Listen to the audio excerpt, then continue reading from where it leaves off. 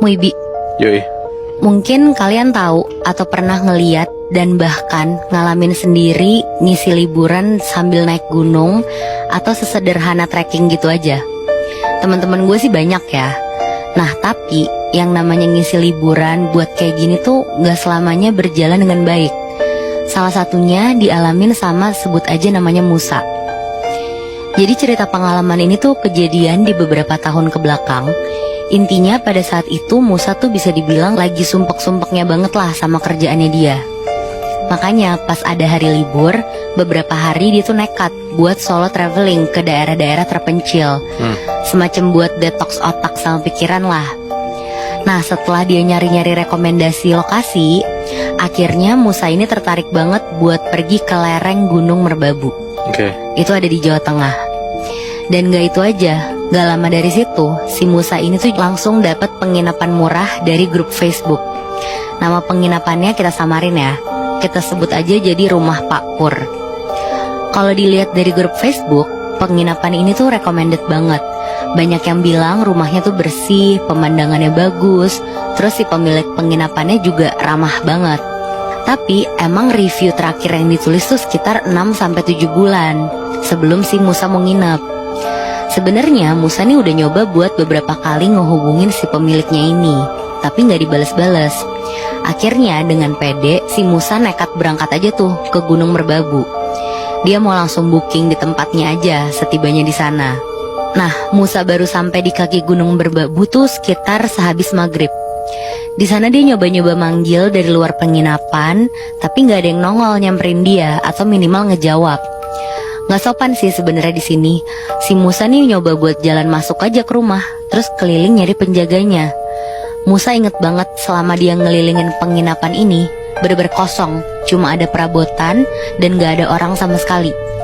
Sampai pas Musa baru ngelewatin semacam ruang makan yang kosong gitu, baru juga beberapa langkah lewat, tiba-tiba kayak ada bunyi krok, krok, kayak suara kursi dan meja digeser gitu. Dan pas Musa balik, ternyata bener aja, di situ udah ada bapak-bapak duduk di meja makan, ngeliatin Musa sambil senyum ramah gitu. Oke. Tapi anehnya, dia nggak banyak ngomong dan matanya tuh kayak kosong gitu, Muibi. Bapak ini tuh si Papur itu, pemilik penginapannya. Dan pokoknya setelah Musa nyampein maksud dan tujuannya buat nginep di situ, Papur ini nggak ngejawab apa-apa. Dia cuma langsung jalan pelan buat ngarahin Musa ke kamar yang dia maksud. Abis itu si Papur jalan pergi gitu aja lah, ninggalin si Musa. Musa nyoba buat cuek aja sama si Papur. Dia langsung lanjut ngeluarin barang-barang, bebersih, terus istirahat gitu aja. Karena niat dia kan buat jalan-jalan keliling gunung kan. Dan kebetulan itu masih besok pagi. Udah nih, singkat cerita, dia malam pertama nginep. Di tengah tidurnya, Musa kebangun, kaget karena ngedenger ada suara kursi diseret, tapi nyaring dan kencang banget. Dan pas Musa nyoba keluar kamar, dia ngeliat kalau di tengah malam ini, si Papur tuh udah duduk diem sendirian di ruang tengah, ngehadep ke tembok, terus sambil ngegumam gitu. Ngapain anjir? Nah makanya Moy, akhirnya sama si Musa tuh coba dipanggil lah. Papur, Papur lagi ngapain pak? Pelan-pelan si Papur ini tuh kayak noleh ke Musa, tapi badannya nih tetap ngadep ke tembok. Lehernya tuh beneran muter setengah lingkaran gitu. Dan di sini si Musa kaget banget. Dia refleks mundur, sedangkan Papur katanya di detik itu juga tuh berdiri dari duduknya dia. Terus mulutnya tuh jadi senyum kayak ngejek gitu. Dan dia jalan nyamping gitu, miring. Jadi bayangin aja, badannya jalan miring nyamping, tapi kepalanya tuh masih ngadep ke belakang ke arah Musa. Dia kaget banget sama apa yang barusan dia lihat. Dan akhirnya besok paginya si Musa nih ketemu lagi sama Papur di ruang makan. Pas Musa masuk ruangan, si Papur nih kayak yang udah selesai nata sarapan gitu. Sarapannya cukup banyak di situ, ada beberapa piring. Tapi Musa tuh ngerasa kalau cuma dia doang yang nginep di situ. Terus yang tambah aneh lagi, Papur di situ kayak yang biasa aja, masih ramah, terus kayak nggak kejadian apa-apa semalam. Terus di situ Musa langsung duduk makan sarapan, dan baru juga beberapa suap, Musa nih langsung ngeh. Ternyata telur yang dia makan ini tuh masih mentah. Kayak emang nggak bener-bener dimasak gitu loh. Dan pas Musa nyoba minum teh di cangkir depan dia langsung kayak keselak gitu. bukan tanpa sebab. Tapi di minumannya ini tuh ternyata ada sehelai rambut putih panjang yang hampir ketelan sama si Musa. Di sini Musa pengen protes ke si Papur, tapi sama kayak sebelumnya aja, dia nyoba manggil-manggil dan nyari keberadaan Papur tuh nggak ketemu-temu. Jadi ya udah, apa boleh buat kan, daripada nungguin si Papur, akhirnya dia pergi aja lah buat keliling gunung. Dan pas sore harinya, pas dia turun gunung, Musa ini sengaja mampir lah ke salah satu warung. Di sini Musa ini tuh nanya ke penjualnya, "Bu, Papur rumahnya di mana ya kalau boleh tahu? Saya kebetulan nginep di sana dan mau komplain." Beberapa saat si penjual ini tuh diem kaget gitu. Terus pelan-pelan dia jawab, "Mas, rumah Papur itu udah kosong setelah beliau meninggal tahun lalu." Wow. Jadi nggak ada lagi yang tinggal di sana. Nah, sekarang si Musa ini tuh kaget banget. Dia tuh awalnya ngira kalau penjual ini tuh bercanda. Tapi pas lama-kelamaan ngeliat penjual ini, katanya mukanya nih beneran berubah jadi kayak ketakutan gitu, Moibi. Musa jadi kepikiran sepanjang perjalanan balik ke penginapan itu. Dan itu tuh masih sore ya. Pas Musa sampai di penginapan, dia nih ngeliat udah ada tuh Papur lagi nyapu halaman belakangnya Musa. Tapi sapunya tuh nggak nyentuh tanah, Moibi. Jadi cuma gerakan orang yang lagi nyapu, tapi nggak ada yang disapu. Bahkan bayangan Papur pun nggak muncul di tanah, meskipun matahari sore ini masih bisa nyorot bayangan. Tanpa kasih salam, si Musa langsung jalan buru-buru masuk penginapan. Dan Musa tuh gak keluar-keluar kamar sama sekali. Dan di malam itu, Musa nih gak bisa tidur sama sekali. Perasaannya tuh was-was, apalagi dia tuh terus-terusan ngedenger suara langkah kaki di plafon. Suara langkahnya nih cepet, berat, dan kayak ada yang mondar-mandir di atas kamar gitu. Musa akhirnya nyoba nih pelan-pelan keluar kamar. Dia nyari sumber suaranya kan. Tapi pas nyoba jalan keliling penginapan, Musa nih ngeliat ada sosok bayangan tinggi serba hitam berdiri di balik jendela dapur, dan itu nggak tahu itu siapa. Musa balik arah terus lanjut jalan ngejauh dari dapur. Tapi pas dia sampai di ruang tengah, sosok itu tuh ada juga. Musa coba jalan lagi, sosok itu masih ada juga di lorong salah satu kamar yang pintunya kebuka. Jadi Musa tuh seolah-olah kayak diketemuin terus lah sama sosok yang serupa terus. Iya. Tapi di 3 sudut ruangan yang berbeda. Akhirnya karena takut, si Musa langsung balik ke kamarnya dia. Dia ngunci pintu, matiin lampu, terus tiduran tutupan selimut. Nah, puncaknya tuh di sini, Moibi. Di situ kan Musa cuma diem aja tuh ngeliat ke arah atas. Terus pas dia ngeliat, pelan-pelan langit-langit kamar ini tuh kayak geter, kayak kena gempa gitu.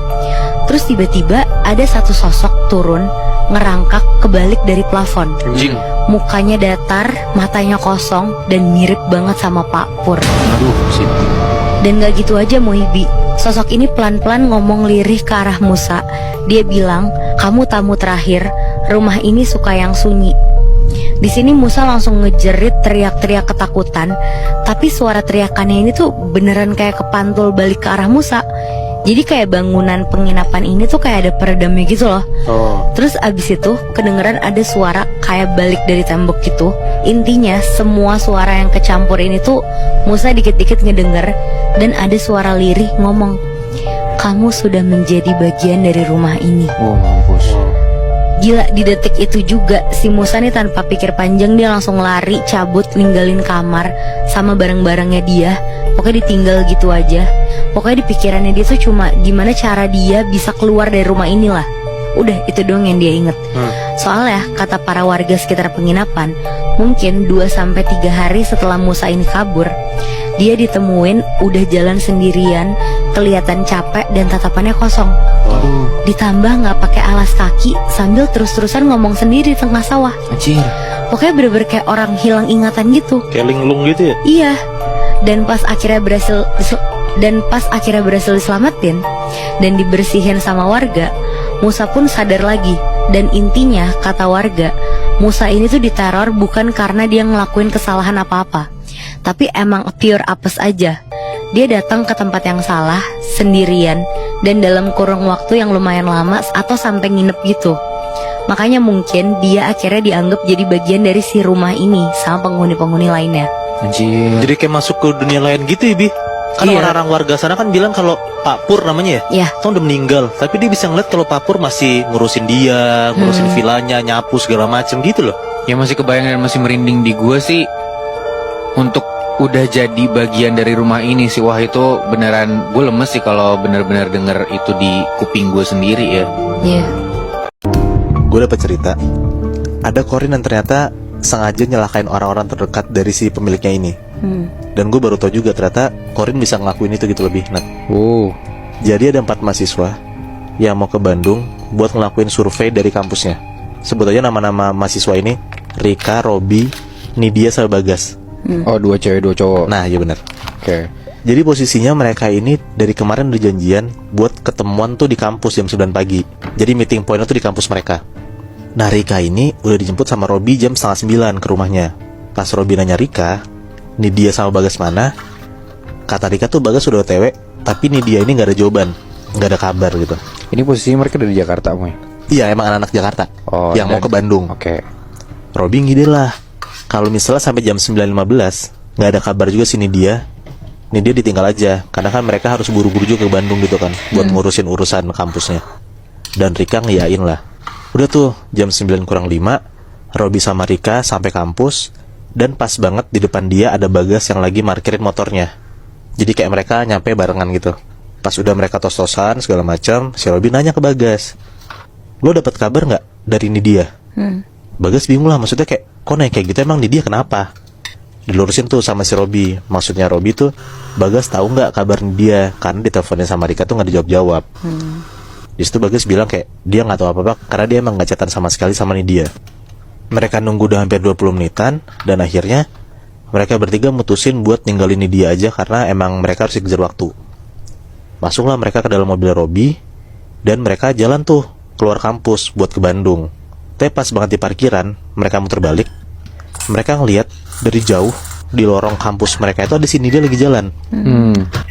Berhentilah mereka buat nunggu Nidia masuk ke mobil. Singkat cerita, Nidia masuk mobil, mereka udah full tim tuh berempat. Lanjutlah mereka OTW ke Bandung. Di mobil itu awalnya mereka berempat ngobrol-ngobrol biasa, sampai akhirnya Nidia dan Bagas tidur di belakang. Robi nyetir ditemenin sama Rika, dan Rika tuh ngajak Robi ngobrol mulu biar gak ngantuk.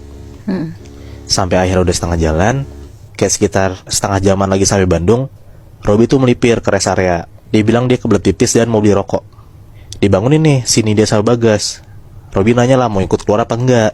Bagas mau tuh karena dia bilang mau sekalian beli rokok, tapi Nidia jawab dia mau di mobil aja nunggu. Berarti Bagas sama Robi keluar, Nidia sama Rika di mobil tuh. Iya. Nah pas si Rika lagi main HP, sambil kaca mobil tuh dibuka, Rika tuh dengar dari ujung jalan rest area itu ada si Nidia lagi manggilin dia. "Rika sini Rik, lihat jepitan," kata si Nidia ini. Pas Rika nengok, Rika juga ngeliat kalau Nidia ini lagi lihat jepitan di rest area dan manggil-manggilin Rika buat ngeliat bareng jepitannya. Padahal sebelumnya dia nggak denger kalau misalkan Nidia keluar. Nggak denger dia. Oh, oke.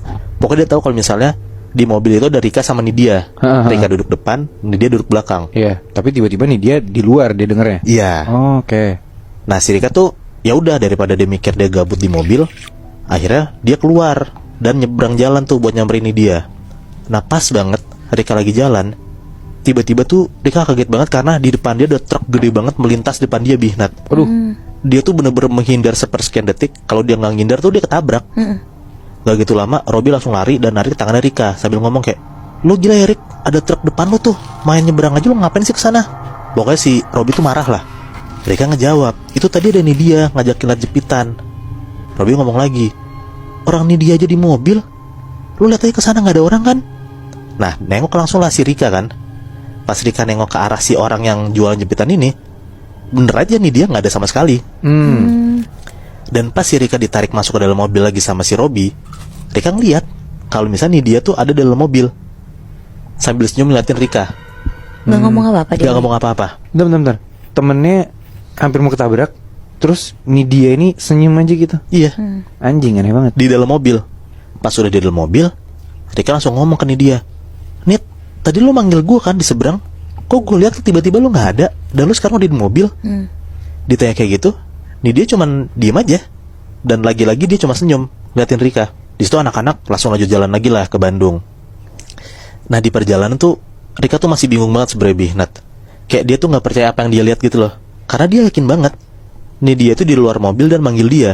Tapi pas dia lihat di sana nggak ada dan si Nidia ada dalam mobil gitu loh. Udahlah tuh, singkat cerita, sampailah mereka di Gua Belanda di hutan raya di Bandung. Emang mereka harus ngesurvei itu di situ gitu, ngeriset tempatnya. Oke. Masuklah mereka ngesurvei itu di situ gitu, ngeriset tempatnya. Oke.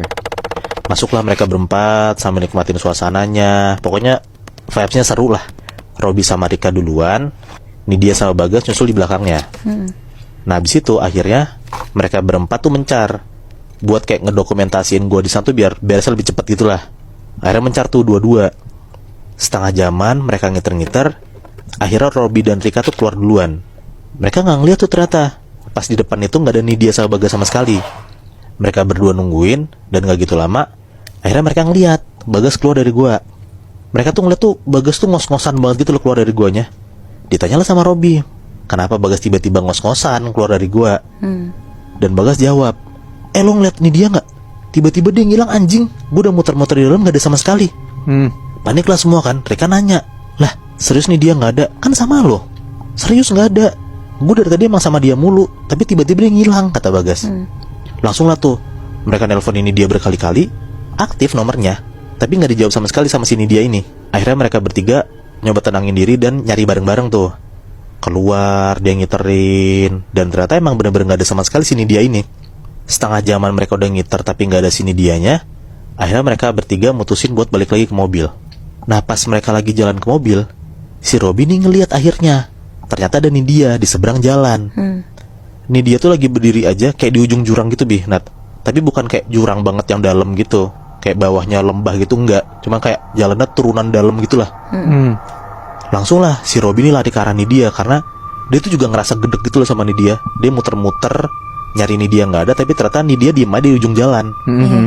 Di teleponnya juga nggak angkat kan? Iya, di telepon juga nggak angkat Pas si Robby ini nyebrang dan nepok pundaknya Nidia, tiba-tiba tangan Robby ini nembus. Kayak sosok Nidia di depan dia itu ngilang tiba-tiba. Robby tuh langsung nyusur ke bawah gitu Nat. Wah anjrit. Langsung jatuh. Untungnya tuh nggak sampai luka-luka banget dan jatuhnya tuh nggak dalam, jadi dia tuh masih bisa berusaha buat bangun lah. Pas si Robby ini bangun dan nengok ke atas lagi ke arah jalanan tadi, dia tuh ngeliat tiba-tiba ada Nidia lagi berdiri dan senyum ke arah Robby. Di tempat yang sama? Di tempat yang sama. Wow. Tiba-tiba sosok Nidia tuh hilang lagi. Hilang gitu aja dan Robby tuh bisa ngeliat pakai mata kepala dia tuh kalau tiba-tiba tuh Nidia hilang gitu. Rika dan Bagas langsung lah nyamper Robby dan bantuin Robby buat bangun, buat naik ke atas. Mereka bertiga akhirnya mutusin buat pulang ke Jakarta dengan keadaan yang mereka masih shock banget. Karena dia nggak tahu Nidia tuh di mana sebenarnya. Jadi Nidia ditinggal? Nidia ditinggal karena dia udah ngiter segala macam nggak ada, di telepon nggak diangkat Nat. Pas mereka lagi di jalan pulang, akhirnya Nidia nelpon Rika. Tadi kan ditelepon sama Rika kan nggak diangkat-angkat kan? Ini tiba-tiba nih dia yang nelpon. Iya, Nidia nelpon Bi. Oke. Langsung diangkat tuh sama Rika. Karena anak-anak panik banget kan. Halo Net, lu di mana? Gue takut banget lu kenapa-napa. Lu kok nggak ngabarin kita? Pokoknya si Rika tuh bawel banget lah nanyain si Nidia ini. Nah dari arah sana, ternyata yang jawab itu nyokapnya Nidia, bukan Nidianya. Nyokapnya jawab, halo Rika, ini mamanya Nidia. Jadi sekarang Nidia itu lagi di rumah sakit karena habis kecelakaan. Kalian bisa jenguk ke sini nggak? Itu di Jakarta berarti posisinya? Di Jakarta Bi. Wow. Kayak denger kayak gitu ya, Rika bener-bener shock banget. Tapi dia nggak nunjukin ke nyokapnya kalau misalnya ada yang aneh gitu loh. Mereka ngobrol bentar, ditanya sama Rika rumah sakitnya di mana. Abis itu dimatiin tuh teleponnya sama Rika. Di situ tuh Rika langsung ngomong lah ke Bagas dan Robby. Dia ceritain semuanya. Dan akhirnya mereka bertiga tuh bener-bener gak nyangka kalau hal horor ini terjadi ke mereka gitu loh. Karena mereka bertiga tuh gak pernah ada Hal mistis. Iya, ngerasain hal mistis gitu gak pernah Nat. Karena posisinya pun juga mereka tuh bener-bener sadar kalau Nidia itu ikut bareng mereka dari awal. Dan tiba-tiba ternyata mereka dapat kabar kalau Nidia tuh lagi di rumah sakit, habis kecelakaan gitu. Iya. Dulu tuh mereka ngebut dari Bandung ke Jakarta. Dan singkat cerita akhirnya mereka sampai Jakarta, sampai rumah sakitnya. Dan mereka tuh langsung masuk ke UGD.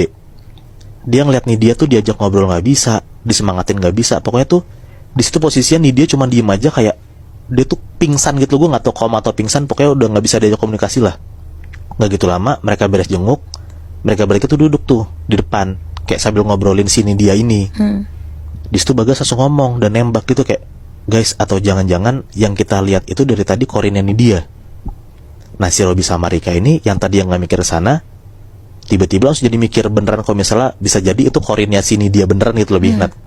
Nah Robby nih ngomong, kalau emang itu korinnya Nidia, kenapa malah Corin yang ngejahatin kita. Nah si Bagas ini ngomong, lo pernah ada salah nggak atau ngapain ini dia gitu? Karena kalau Corin yang udah sampai nyerang kayak gini, berarti sebenarnya ada sesuatu. Oke. Setelah mikir panjang, Robby dan Nidia ini akhirnya sadar sesuatu, Nat. Ternyata si Robby sama Rika ini pacaran. Dan Robby ini inget banget, sebelum dia jadian sama Rika, Nidia ini sempat confess ke Robby kalau misalnya dia tuh suka banget sama Robby. Nah Robby bilang ke Nidia dia gak mau pacaran dulu, tapi gak gitu lama akhirnya Robby malah jadian sama temennya sendiri, Rika, temennya Nidia juga. Nah kayaknya dari hati Nidia ini sebenarnya dia tuh sakit hati banget. Makanya Corinnya sendirilah yang kasarannya nyerang Robby dan Rika. Kayak Robby tuh sampai jatuh, Rika sampai mau ketabrak truk. Sebenarnya menurut mereka bertiga ini asumsinya, sebenarnya karena Corin ini sengaja ngelakuin hal itu ke mereka. Ini kejadian tahun berapa, Moy? Nah di cerita yang gue baca nggak ada tahun berapa sih, Bi. Tapi menurut gue kayaknya ini nggak gitu lama gitu. Oh, oke. Bangsat banget sih tapi ya. Ya gue tahu sih kurang ajar juga si Robby gitu ya. Maksudnya, nah hitungannya kayak bohong gitulah ke Nidia ya. Tapi ujung-ujungnya dia pacaran ya. Cuman menurut gue sampai nyelakain dan jatuh ke jurang, terus Rika hampir ketabrak truk. Oh itu bangsat banget sih.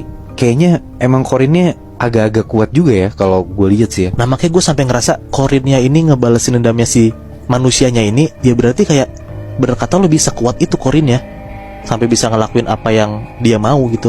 Padahal juga ya mungkin gak dikehendakin sama si Nidianya sendiri kan. Nah bisa jadi. Iya sih, kalau misalkan gue jadi Robby kayaknya gue bakal ngerasa bersalah banget sih. Soalnya kan takutnya kayak diikutin terus gak sih sama Corinnya sini dia. Bisa jadi sih. Lo masih inget kan? Di episode VIP sebelumnya tuh lo bawain cerita pengalaman paranoid yang lagi di luar negeri. Di Thailand, benar. Iya. Tentang condo angker dan penampakan sosok penari Pinang Ram. Ya. Nah kali ini cerita gue tuh juga ada miripnya. Si pengirim cerita ini juga ngalamin gangguan setan yang bukan setan kita. Tapi kali ini setannya itu kebawa langsung dari Jepang. Wow. Nah kenapa konteksnya kebawa? Soalnya dia gak perlu pergi ke Jepang, setannya yang nyamperin dia duluan. Wah anjir. Nah gue mulai ya. Ini kiriman cerita pengalaman dari sebut aja namanya Abi di Jakarta. Ini tuh bukan pengalaman dia, tapi ini pengalaman dari mamanya pas masih kecil. Di sini dia nggak ngasih tahu apa sebenarnya kesibukan atau pekerjaan keluarga besarnya. Tapi yang pasti, eyang kakungnya dia, ayah dari ibunya ini, emang sering banget pergi ke Jepang. Dan setiap pulang ke Jakarta itu, eyang kakung tuh pasti akan selalu bawa oleh-oleh buat anak-anaknya. Di sini dia inget banget, pokoknya ada satu kepulangan tuh, eyang kakungnya ini ngasih hadiah ke mamanya Abi, kayak kotak musik gitu. Kotak musik warnanya pink, terus kondisinya masih bagus. Di sini mamanya Abi tuh seneng banget, bahkan sampai-sampai si kotak musik ini ditaruh di atas meja kamarnya. Mamanya nih sering banget ngeplay kotak musik itu sebelum tidur. Suaranya emang lumayan serem, tapi nggak tahu kenapa si mamanya Abi nih nggak takut, Moy, Bi. Mama nih biasanya malah langsung tidur pules abis ngedengerin kotak musik itu. Tapi ada satu malam, tiba-tiba semuanya nih berubah, Moy, Bi. Katanya malam itu pas kotak musiknya dinyalain, Mama nih bisa ngedenger jelas banget ada kayak suara tangisan dilanjut sama suara obrolan dengan bahasa orang asing gitu. Oke. Di sini mamanya lumayan takut, terus langsung manggil si eyang kakung. Tapi nggak ada jawaban sama sekali di situ. Akhirnya si mama nyoba buat positive thinking, siapa tahu yang dia denger tuh salah kan. Udah tuh sambil nyoba buat balik tidur lagi. Tapi si mama nih masih bisa ngedenger suara obrolan orang asing sama tangisan tadi. Nah karena gemes, akhirnya mama langsung pergi nyamperin eyang kakung sama eyang putri di kamarnya. Di situ eyang nih kelihatan udah tidur nyenyak banget, tapi mama ngerasa janggal. Soalnya pas dia barusan ngecek, di arah jendela kamar, kayak ada siluet cewek lagi berdiri di depan jendela, Moy, Bi. Oke. Tapi di situ si mama nih masih nggak berani buat ngebangunin orang tuanya. Dia lebih milih buat balik ke kamarnya untuk tidur lagi. Dan di percobaan tidurnya kali ini, tiba-tiba kotak musik itu tuh nyala sendiri, Moy, Bi. Di sini dia langsung ketakutan, mau nggak mau harus ngebangunin orang tuanya dia. Tapi pas eyang kakungnya nyamperin kamar, nggak ada apa-apa, Moy, Bi. kotak musiknya nih nggak nyala sama sekali. Dan karena si mamanya juga udah kelewat takut, akhirnya si kotak musik itu tuh dipindahin sama Eyang Kakung ke atas meja di ruang tamu. Udah tuh, si mama nyoba tidur lagi, dan kotak musik yang posisinya sekarang di ruang tamu itu tiba-tiba nyala lagi, Moy. Dan di sini nggak cuma nyala ya posisinya. Sekarang pintu kamar mama pun rasanya tuh kayak diketok-ketok sama orang nangis dan ngomong bahasa Jepang. Di sini mama langsung teriak-teriak ketakutan, dan pas disamper lagi sama orang tuanya masih sama, nggak ada apa-apa. Di situ Eyang Kakung sebenarnya sempet marah nih ke mama karena ngerasa diganggu lah istirahatnya. Tapi malah Eyang Putri yang ngerasa ada hal janggal dari kotak musik itu. Eyang Putri ini bahkan sampai bilang, "Pak, kayaknya lebih baik kotak musik itu dibuang aja deh. Aku ngeliatnya kok kayak aneh ya." Sebenarnya tuh mama udah ada sedihnya tuh karena mau dibuang, karena itu termasuk benda kesayangan dia. Tapi ya mau nggak mau karena jadi serem, jadi udah dibuang aja tuh. Di sini dia inget banget Eyang Kakung tuh di malam itu juga udah ngebuang si kotak musik itu ke tempat sampah di depan rumah. Dan biasanya di pagi hari tuh pasti ada tukang sampah keliling yang ngambil. Tapi pas paginya nih, pas mama ke ruang tamu, dia kaget banget Moy. Kotak musik yang udah dibuang itu tiba-tiba udah ada lagi di atas meja ruang tamu. Wow. Di sini udah bukan cuma mama nih yang heran, Eyang Kakung pun juga heran banget. Terus abis itu si Eyang Kakung nih langsung ngasih kotak musik itu ke teman kerjanya. Tapi baru juga 1 hari, si teman kerjanya ini tuh langsung balikin kotak musik yang ke Eyang Kakung. Katanya semalaman dia kayak diganggu sama suara tangisan, sama orang ngobrol pakai bahasa Jepang. Sama persis kan kayak si mama itu. Di sini teman kerjanya nanya, kotak musik ini tuh beli di mana? Dijawablah sama Eyang Kakung. Dia beli di toko tua di Jepang. Temen kerjanya nih yakin kalau kotak musik itu tuh ada penunggunya. Tapi si Eyang Kakung di situ denial banget. Alhasil si kotak musik itu dibawa pulang lagi, tapi disimpan sama si Eyang Kakung. Dan singkat cerita di malamnya beneran aja nih Moy, sekarang yang ngerasain gangguan tuh Eyang Kakung sendiri. Pas dia lagi tidur, katanya kakinya tuh kayak dipegang. Dan pas dia kebangun karena kaget, si Eyang Kakung nih bisa ngeliat kalau ada anak kecil lagi megangin kakinya dengan goresan luka gede banget di mukanya. Dan di badannya tuh kayak penuh bekas cambukan gitu. Anak ini tuh cuma bisa nangis sambil ngeliatin matanya Eyang Kakung. Dan di situ untuk pertama kalinya Eyang Kakung tuh ketakutan. Terus besok paginya Eyang Kakung nih langsung ngebawa kotak musik itu tuh kayak ke orang pinter gitu. Dan pas dilihat emang bener Moy, di kotak musik ini ada penunggunya. Dan penunggunya itu tuh anak kecil tadi yang sering disiksa sama orang tuanya sampai cambukannya ini kena muka terus meninggal. Anjing. Terus orang tuanya itu tuh ternyata gak ngerasa bersalah. Dia nganggep kalau anaknya ini tuh meninggal karena ulah dia sendiri. Dan kotak musik itu hiburan satu-satunya anak ini semasa dia hidup. Makanya rohnya tuh masih nempel di barang kesayangannya ini. Di situ Eyang Kakung tuh langsung diem, dia nggak bisa ngerespon apa-apa, cuma bisa bawa pulang lagi tuh kotak musiknya. Terus pas ada kesempatan dinas tugas ke Jepang lagi, Eyang Kakung sekalian ngebawalah kotak musik itu buat balik ke asalnya. Pokoknya kejadian terakhir sebelum si kotak musik ini bener-bener balik tuh mama lagi-lagi denger suara anak kecil nangis, teriak, dan ada suara bisikan ke kuping pakai bahasa Jepang. Di situ mama cuma bisa kebangun sambil ketakutan, dan ternyata anak kecil itu tuh muncul lagi, berdiri di atas badan mama sambil nangis kayak nindihin gitu. Dan kotak musiknya juga tiba-tiba udah ada di samping kepala mama lagi dan nyala gitu aja. Ya pokoknya setelah akhirnya Eyang Kakung nih udah ngebawa balik kotak musik itu ke asalnya, si mama nih sampai detik ini masih trauma. Dan setelah kejadian itu, Eyang Kakung langsung ngelarang anak-anaknya buat beli mainan kotak musik apapun lagi. Wow. Tapi sebenarnya kan kita nggak expect ya kalau kita beli ada barang-barang lucu entah dari luar negeri atau misalnya thrifting deh.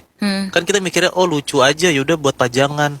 Kalau misalnya tiba-tiba ada isiannya kan gimana kita mau tahu ya dari awal gitu. Iya, tapi sebenarnya gue juga punya kotak musik begitu tuh, dikasih dari bapak gue dulu. Serius lo? Tapi demi Allah beneran pernah nyala sendiri. Kayak emang kotak musik itu serem banget deh. Akhirnya ditaruh aja di rumah Yangkong. Tapi kalau lu maksudnya kan ini Indonesia ya? Iya. Sampai diisi sama roh Jepang tuh menurut gue ya absurd tapi ternyata nggak kalah serem gitu loh. Iya bener-bener.